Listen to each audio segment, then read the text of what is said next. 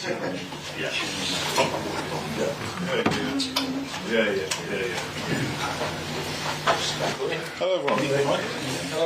Hello.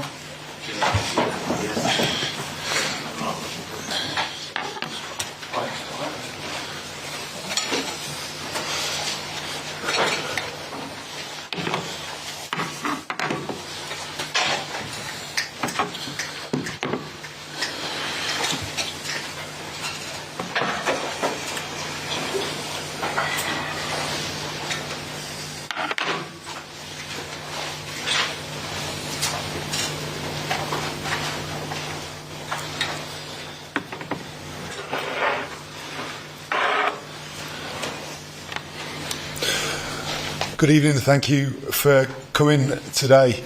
It's great to be here in Dublin ahead of an exciting game against Ireland. It's a strong England team against the number one ranked side in the world.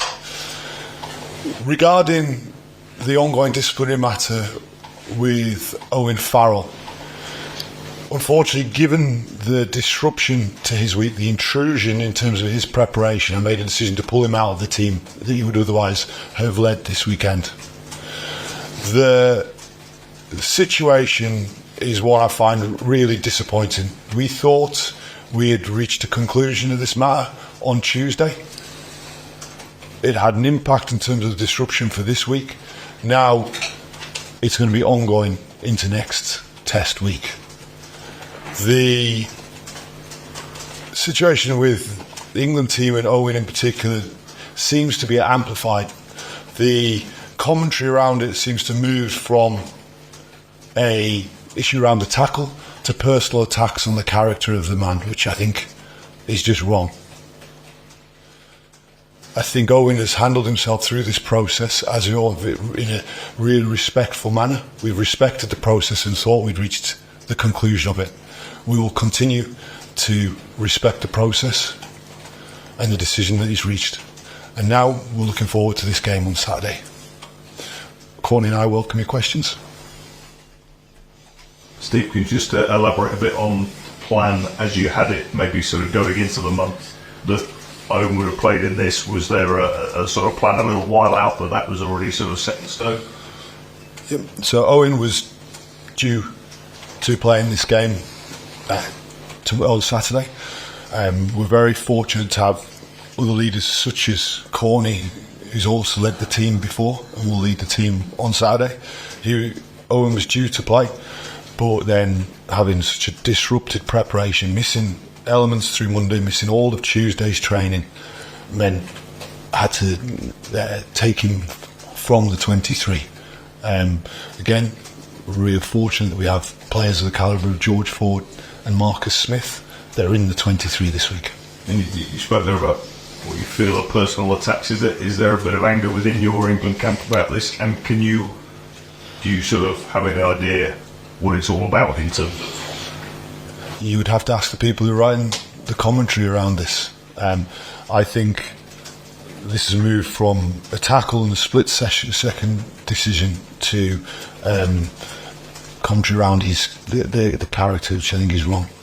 And I think he's a teammate of the players, he's a member of our squad, he's the captain of our squad, and we all feel for him. We all feel when one of our group is receiving end of such personal attacks. We all feel it. Steve, have you seen it affect him? He's obviously quite a strong character, but have you seen him be affected by this week? Owen's conducted himself brilliantly throughout the week. And is there a particular reason why you think, I don't know, maybe the commentary is different with Owen? Is Father Andy obviously put up earlier and said that he finds it disgusting. Some of the stuff was said by his boy, and obviously he's a top coach himself. But why particularly do you think this happened to Owen? You'll have to ask the people who write this stuff. Steve, it's part of the frustration with the team with scope to go is next week. Well, it is going into next week. So it is going into next week. The final 2 weeks, test weeks of our Rugby World Cup preparation, they're going to be disrupted by this matter. We respected the process fully. one of the most senior and experienced panels that deals with these matters dealt with it on Tuesday, went through the full hearing procedure and came to an answer and a verdict that we thought was the conclusion. And now the situation is that another panel is being convened to try and find some holes in what was done on Tuesday. What we're going to do, again, is conduct ourselves in a manner that respects the process, and we will continue to do that. And in the meantime, we're going to focus upon playing against Ireland, the number one ranked side in the world, on Saturday. Steve, do you wonder this last week, do you think, what have I done in my past life? And like, this is so much of preparation time, and you're having to deal with almost like many crises before the events even started.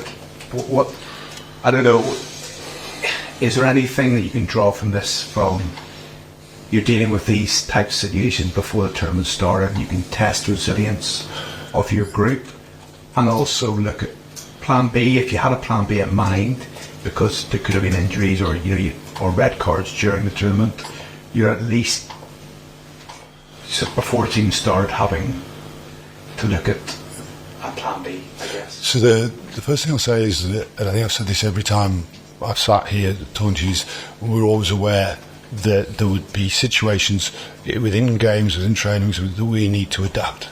The second thing I'll say is that when I look at the way these guys, with Courtney playing such a huge role, dealt with a situation last week going to 12 players and then finding a way to win the game, it tells me there's an incredible strength developing within this group.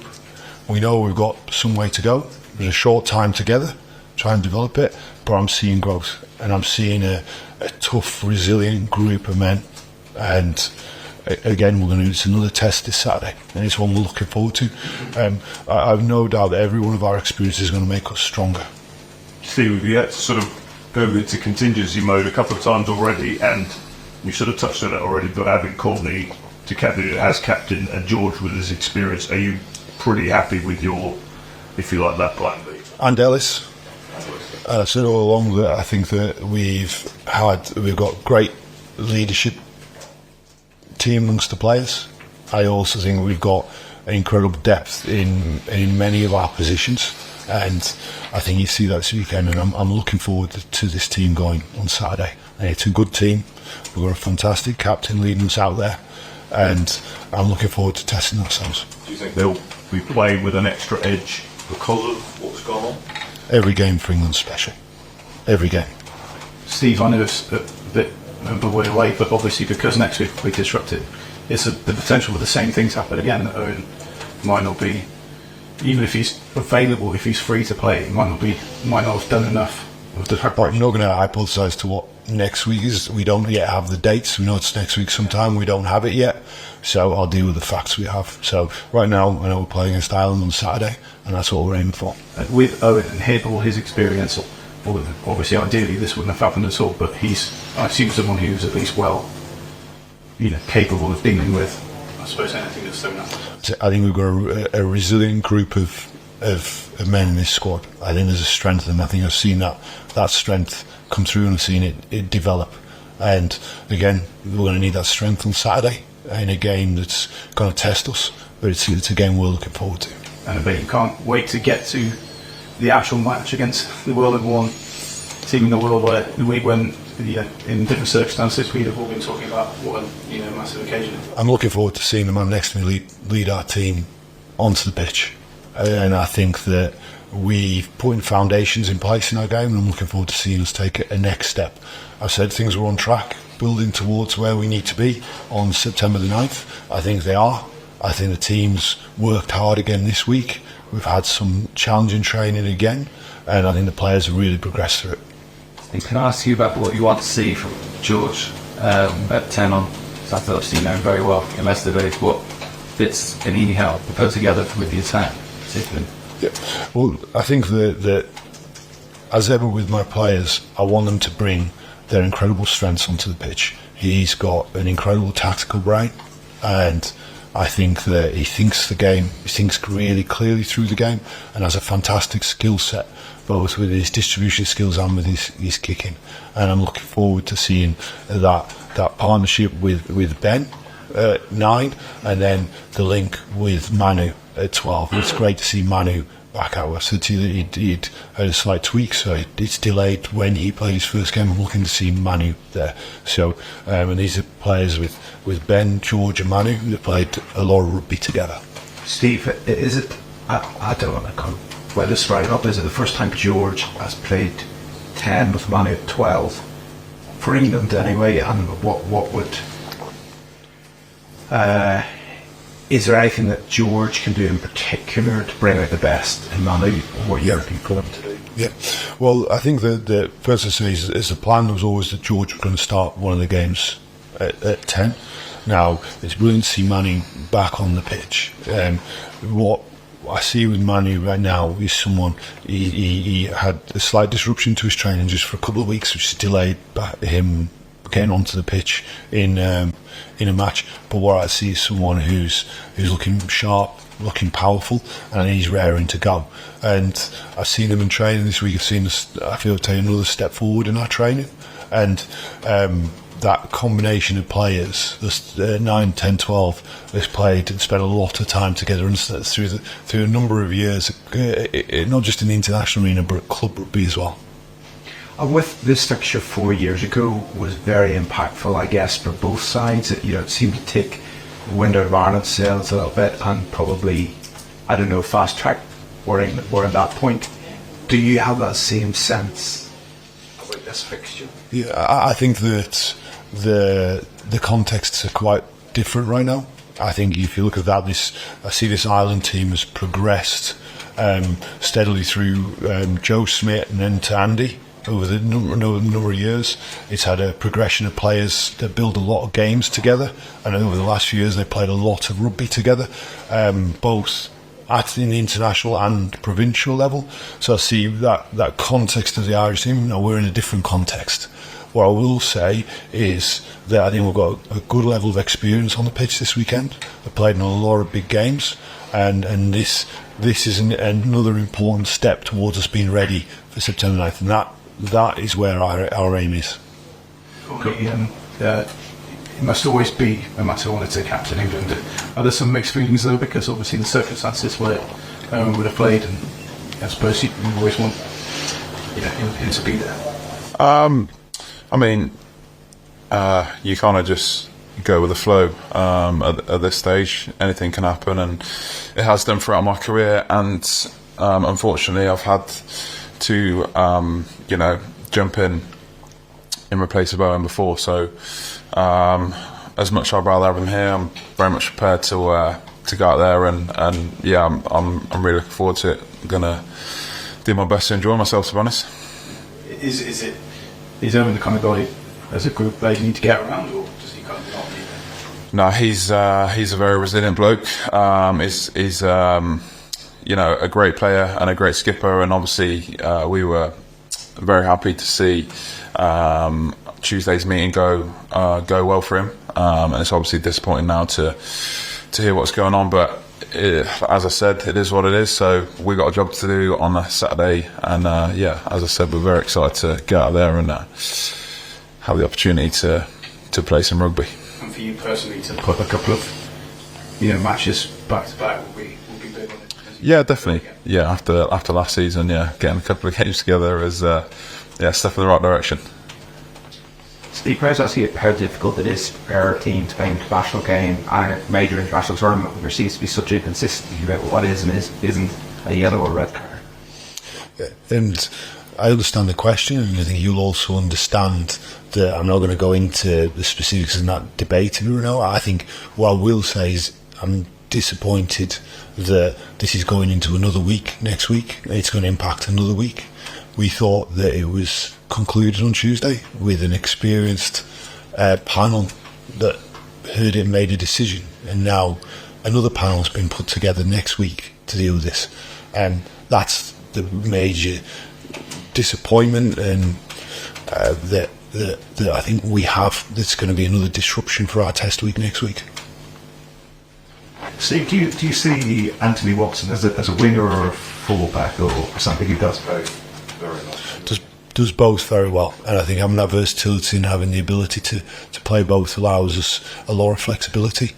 I had the great pleasure of signing to Leicester last season and working with him there for a good period, having worked with him in my prior time here with England, and I see a guy who has incredible talent, has a way of finding the try line and finishing scores. He's great in the air, has a fantastic kicking game as well, and I think he's another player who's progressed through this camp, and it feels like I was debating whether he'd be involved last week or whether I'd wait to this week, and I think he's looking really ready to go.